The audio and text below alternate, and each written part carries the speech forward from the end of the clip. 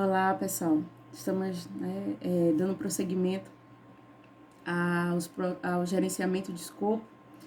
E agora, já sabendo a importância do gerenciamento de escopo, já sabendo, a contribuição dessa importante, etapa para o processo de gerenciamento de projetos, agora nós vamos entender e vamos, compreender como fazer o gerenciamento de escopo.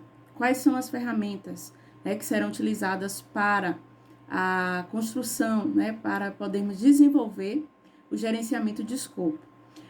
Inicialmente, nós precisamos saber que o processo de gerenciamento de escopo, ele possui 6 etapas, E cada uma dessas etapas, elas são constituídas de particularidades.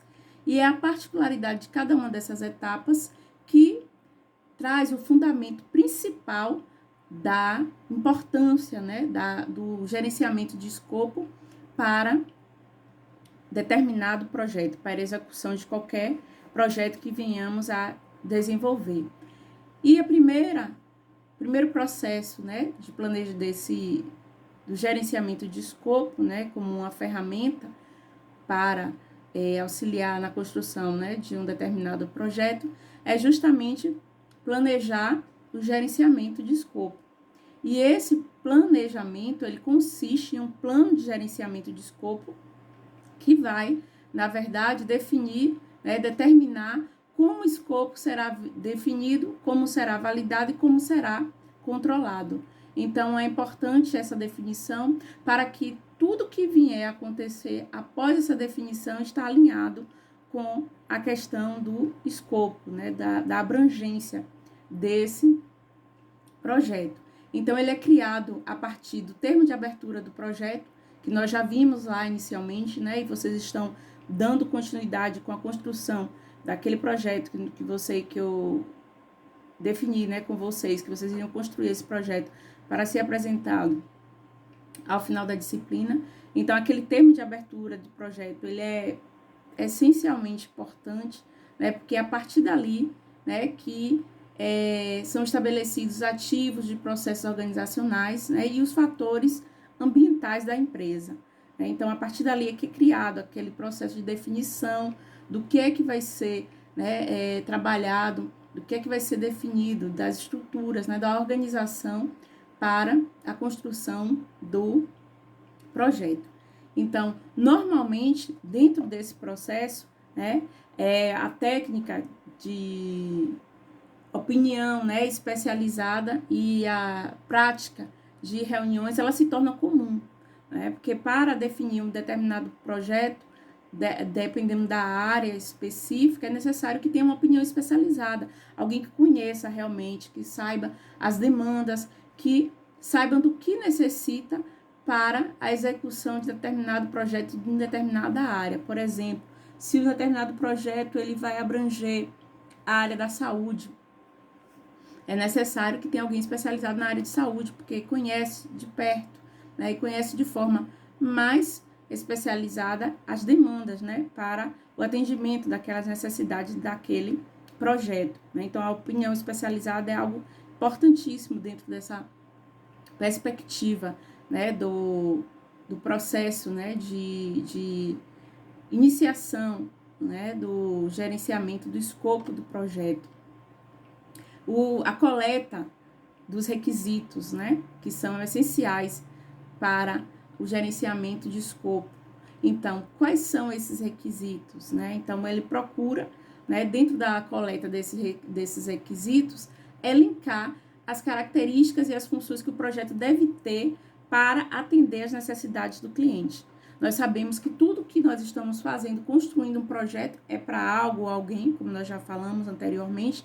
Então, são as características essenciais, para atender, os produtos, devem ter funções específicas para atender a necessidade daquele cliente, daquilo que nós pretendemos atingir, daquilo que nós estamos, criando, o motivo ao qual nós estamos criando determinado projeto, Então, a tarefa, na verdade, é converter essas necessidades, né, em requisitos. E nem sempre é fácil, né, tentar organizar de tal forma, né, todos os requisitos necessários para o atendimento da necessidade de determinado cliente. Por quê? Os clientes são exigentes, né, são muito exigentes e possuem necessidades e possuem gostos diferentes, né? Então, a tarefa é difícil porque precisamos atender a uma maior, né, quantidade de pessoas e o nosso cliente em específico. Então, é o papel, né, desde o gerente, né, de projetos, quando estiver atuando nessa parte, né, da questão do escopo do projeto, converter essas necessidades em requisitos para a execução, né, do projeto. Então, o que deve ocorrer exatamente, né? Obviamente, né, o cliente ele precisa entender de fato o que o cliente precisa para resolver o seu problema, né? E para isso existe, né, um requisito essencial, que é a questão da experiência e do olhar clínico, né, de conseguir perceber, captar a necessidade do cliente. Então, os grandes empreendedores, as pessoas que saem na frente, que partem, né, desenvolvendo produtos inovadores, é justamente a partir, fazendo um serviço muitas vezes diferenciado, elas conseguem obter essa informação, né, através, né, da experiência, de algo até que viveu, né, de algo que sentiu necessidade, viu que no mercado não existia. Então, a partir daí, eles percebem essa necessidade de atendimento e começam a investir nesse processo, né? Então, na construção, né, de algo para satisfazer o cliente, aí vão surgindo novos produtos diferenciados, com qualidade melhor, né, que venha, de certa forma, atender de forma mais efetiva aquilo que o cliente necessita. E esses requisitos, na verdade, eles podem ser definidos em dois requisitos fundamentais. Primeiro, a questão dos requisitos funcionais e o outro, a questão dos requisitos não funcionais. Com relação aos requisitos funcionais, esses estão, como o próprio nome já diz, é algo funcional. Então, ele está relacionado, né, diretamente com o produto. É o produto, a função, é aquilo que o produto, a função que o produto vai ter. Então, um exemplo claro, né, do requisito funcional dentro, né, da questão do escopo é a questão do design. O design, a construção, aquilo, né, que vai chamar a atenção do cliente, aquilo que vai ser mais favorável, né, aquilo que vai trazer o maior conforto até para a utilização, né, daquele produto ou que vai ser oferecido ao cliente. Então, o design é muito importante, é algo que chama a atenção, né, porque algumas estruturas com design diferenciado, né, acabam chamando a atenção e trazendo uma expectativa maior, né, de percepção do cliente, né?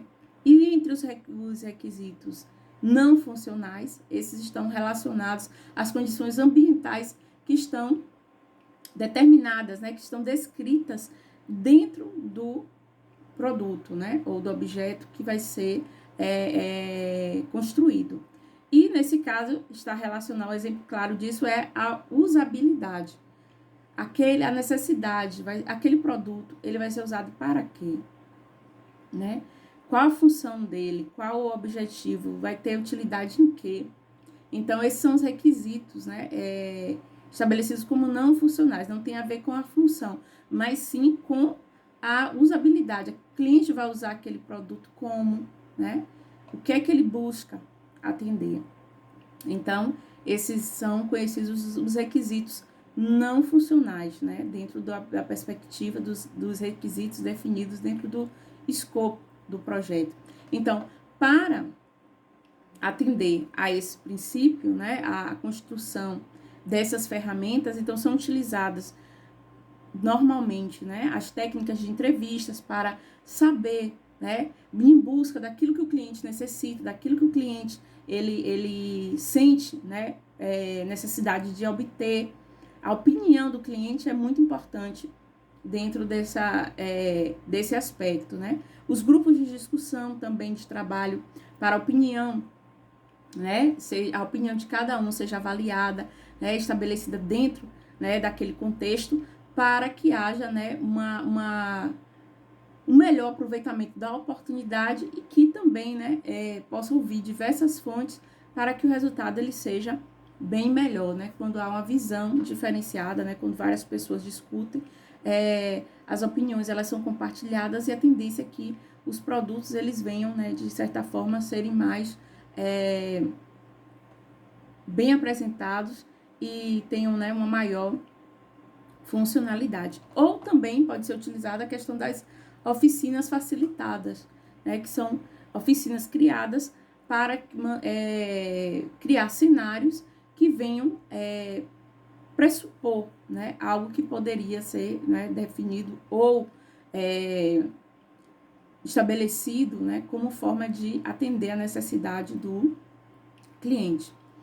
Outro processo importantíssimo está vinculado à definição do escopo, né, que consiste em montar o escopo do projeto, descrevendo, como nós já vimos anteriormente, né, a forma geral de todo o trabalho que precisa ser feito, né, e o que precisa ser entregue dentro daquilo que foi proposto e quais os limites do projeto. Então, o escopo é, na verdade, como nós vimos lá no início, a questão do foco, né, definir o foco do projeto, né, aquilo que vai ser construído e a forma como vai ser desenvolvido, né? É como se fosse o olhar, o foco, para não perder a direção, né, daquilo que foi proposto lá anteriormente. Então, dependendo do tipo do ciclo de vida do projeto, né, ao qual foi adotado, o processo ele pode ser bastante interativo, ou seja, esse trabalho detalhado ele pode ser desenvolvido, né, a partir da medida que as entregas avançam. Então, há um processo de entrega, um processo, né, de efetivação de uma parte do projeto.